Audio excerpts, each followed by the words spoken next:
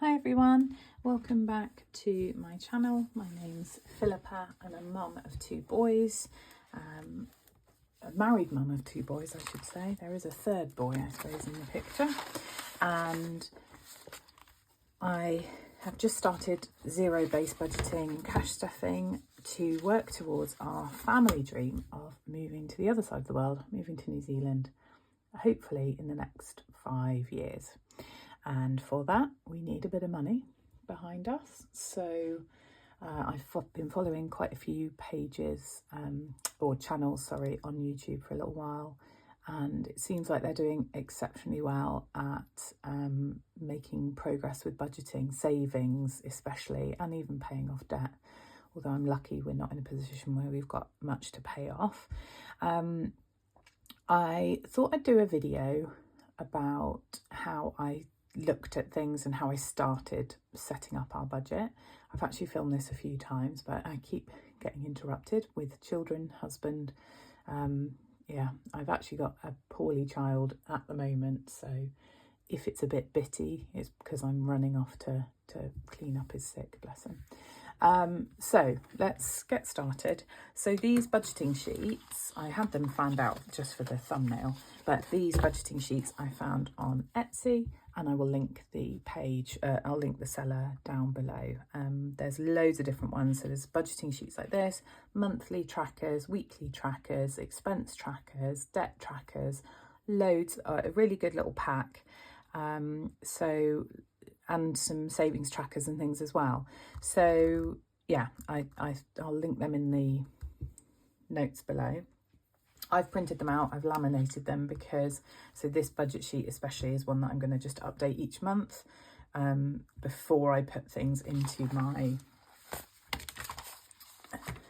Paycheck budgeting, you know, where I'm actually putting what our budget is and actual recording it. It's just a nice way to sort of set myself up for the month.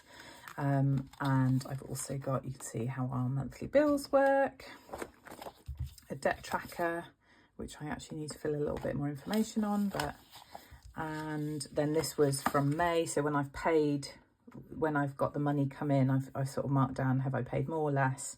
And it's just a nice handy way of keeping an eye on what we're doing. So how did I get started? So the main, let me zoom you in a little bit. I hope that's a bit easier to see. So basically we start with income. What's our monthly income like? Sorry if you're a bit shaky.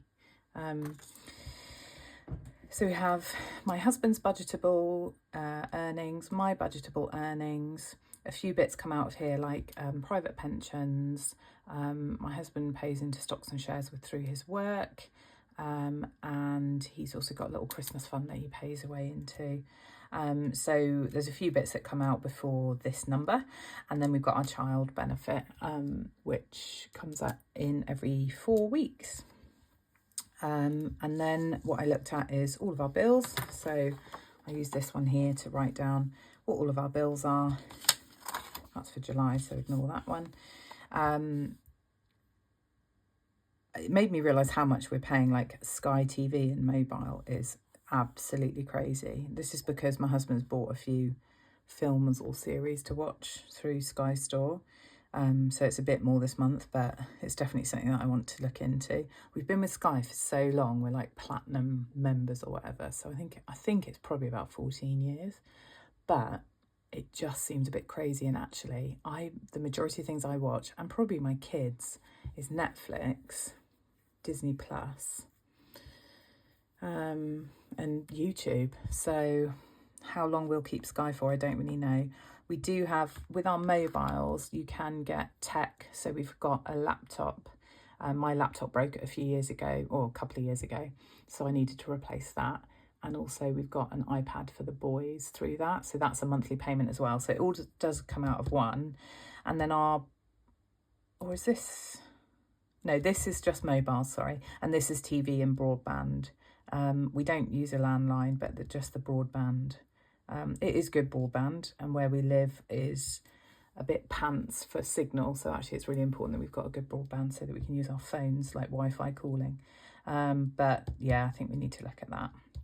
My husband's just managed to get his car insurance down, which is great. And then we've got, like you see, life insurance, pet insurance, healthy pet club for my dog. So that's all of his checkups, vaccinations, worming, flea treatments, nurse appointments is all included in that. And it also gives you a discount if you have to have any other vet input, basically. My husband's gym, and then this is my professional membership sort of union, I suppose, for work. And then I've got our subscriptions on the back. So we've got bike club for the boys, they each have a bike through there. Our Ring camera, we've got 3 cameras set up around our property. This is for a charity, local charity, as part of our rugby club. Spotify, Disney Plus, Amazon Prime, and then just Apple storage.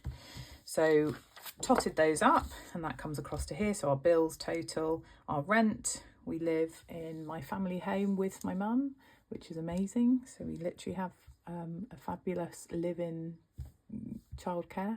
But yeah, so that's our rent. Subscriptions total. Then we've got 2 dogs. My mum has a dog and I have a dog. And for my contributions, it's about £70 a month, having recently changed to a different supplier for our raw meat. I think I spoke about that in a different video. I can't remember if I did or not, but anyway. And ignore sinking funds for a minute. My eldest has a tutor on a Monday, and that for this month, that will be £60 because she actually goes on holiday at the end of the month for the rest of the term. So he's only got 3 sessions left. What our debt is, so my husband recently changed from weekly pay to salary pay. I say recently, it was actually over Christmas. It was like kind of Christmas and into New Year. And so my mum gave us a little bit grace period with the rent so that we could just get used to the new salary. We've got an AO account, which we've had for like ridiculous time, that we've been paying bare minimum on. So I've upped the payments on that recently.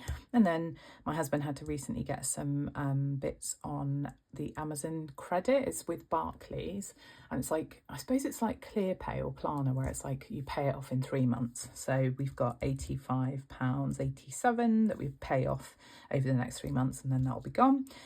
He had to get some things done for his car before his MOT and service. And food, so groceries, we spend about £120 a month. So June for us is going to be a 4-week month. School meals, we just need a little top up. I put loads on last month. I kind of overestimated it massively. I don't know what my brain was doing on that day, but anyway, so £10 to go onto it this month. And then my husband and I also have HelloFresh box meals for our food weekly. We've got 1 prescription that comes out monthly. Sometimes that's more, sometimes that's less, depending on my husband's inhalers. Transportation, my husband has £20 a week in fuel. I live in Devon, I work in Cornwall, so over the toll bridge, the Tamar toll bridge, I have something called a Tamar tag, which is like a little microchip thing that you have in your car, and you can just like top it up when you need it, but it basically makes your fee 50% less, or half price of what you would pay at the toll booth.